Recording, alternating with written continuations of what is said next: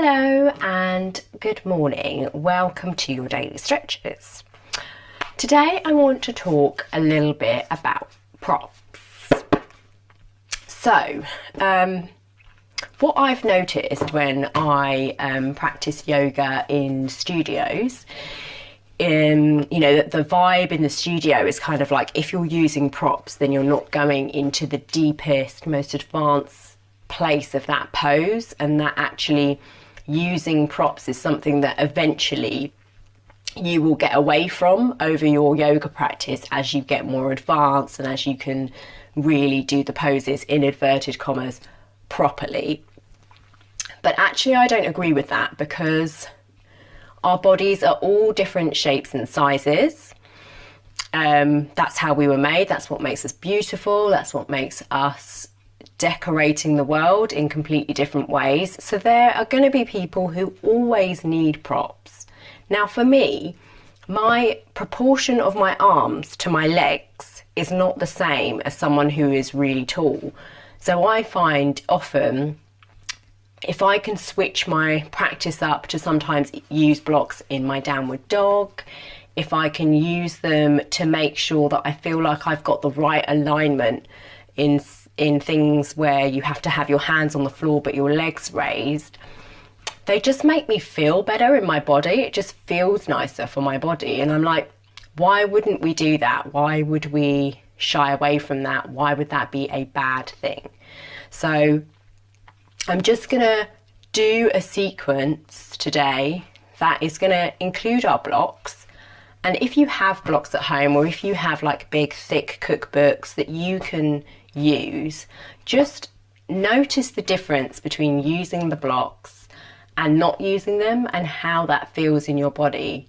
And it's up to you to honor your body in the way, honor your body in your practice, and make sure that you feel good in all of your poses, and screw what anybody else thinks about whether you're going as deep into the pose as they can. Or yoga should not be a competition. It was never designed to be looking over at another person's mat and saying, oh, I want to look like them.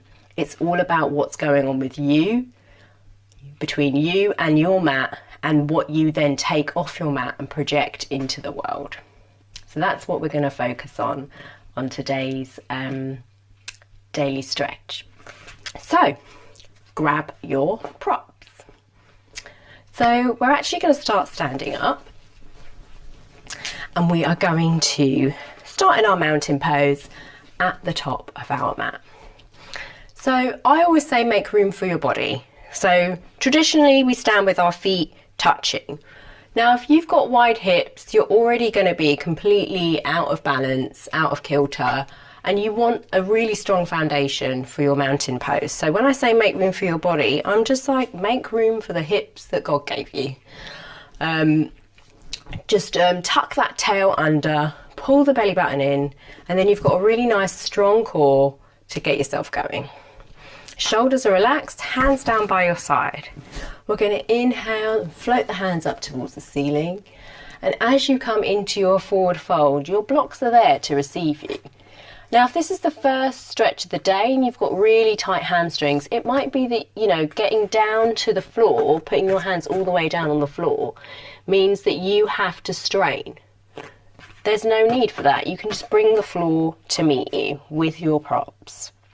And I've immediately got more space here. So if you have, more, if you've got more going on in your belly, if you have bigger boobs, then this is just going to help you to be able to breathe. Because if you're all the way down here, we might be suffocating, And then from here, we're going to come into a lunge.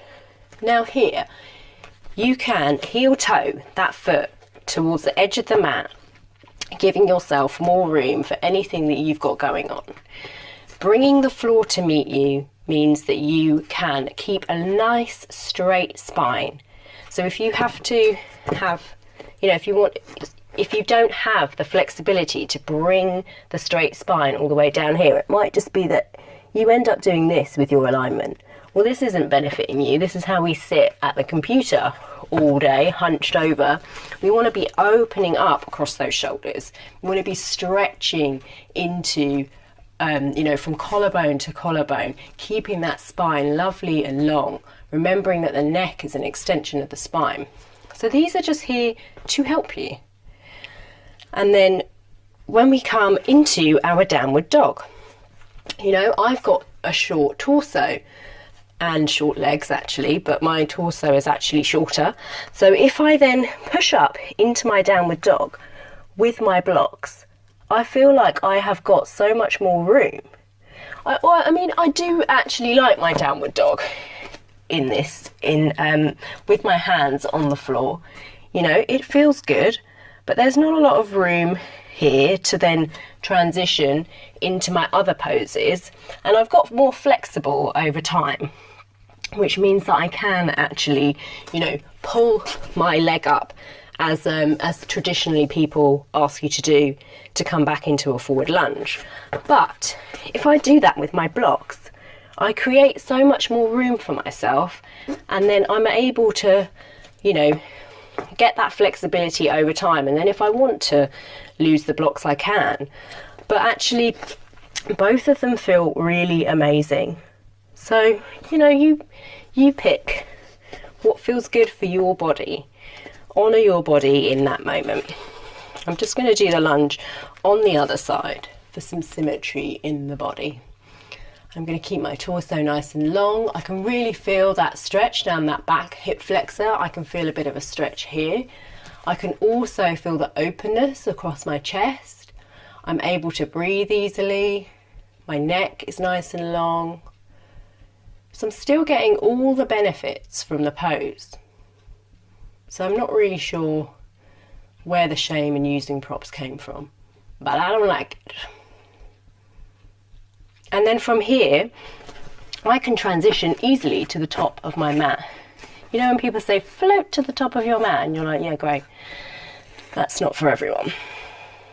And then I can come back up into my mountain, and I feel good. Right, we're going to do some standing poses. So taking the left foot back, I'm going to come into a triangle. So I'm just going to make sure that my hips are actually aligned with the side of my mat. I'm going to take my hands out wide, looking over this front hand, and I'm actually going to pick my block up at this point, and I'm going to take the block out. And then from here, as I lean over the front foot, when I can't go anymore, I'm going to bring myself all the way down to the floor, place my block down on the floor, and float my hand up towards the ceiling. Now I've created a really nice straight line across the body here. We want to avoid caving inwards. Now what sometimes happens is you're so wanting to get the hand on the floor that the shoulder, the left shoulder, rounds forwards. So we're like, yes, we've nailed it. We've got the hand on the floor. The hand is stretched up, but actually we want to open up across the chest. If I bring my block into play, I then have the room to just open up, push this left shoulder back and float the hand up, and I've still got a really nice straight line through the body, and that feels amazing. That feels really nice. You don't have to use the block here. You can actually just rest your hand on your shin and you can still have that nice straight line. But you want to avoid, like, really this is where all the support is, and then it makes you unstable. So it's sometimes easier just to use something to bring the floor to meet you. And then from here, we can push up. We can switch the feet round. Place the hand in the other block. Just make sure those hips are running across the side of the mat again. And we can go the other way. And we can try this out on this side, and remember that your body might not be symmetrical, okay? It's not how we were made. If you are symmetrical, you're probably one of the only people in the world, and you can just then really enjoy the stretch and the openness of the triangle pose. If I just show you again, the tendency here then is to bring that shoulder down, and you might have the flexibility to bring the shoulder back, but you know, it might be that you don't yet, And so this is just making sure that your alignment is really nice and that you're getting the benefit out of the pose, because who wants to be straining in the pose and then just not really getting the benefits of it? And then bring yourself up. Thank you for joining me for your daily stretches today. Keep using your blocks and props, honour your body, honour how your practice feels when you do your poses. If anything doesn't work for you, you are able to change how it feels, because it's your body. And teachers, we are just here to guide you. We're not here to tell you exactly how to do. We want to keep you safe. So there might be things that we're telling you to keep you safe, but make sure you feel good in your poses. So we're going to practice all of our stretches using our blocks and our props this week, and I want you to see how that feels, and then you can take that into your practice if it feels good for you. So thanks for joining me. See you tomorrow. Like and subscribe if you like what you see.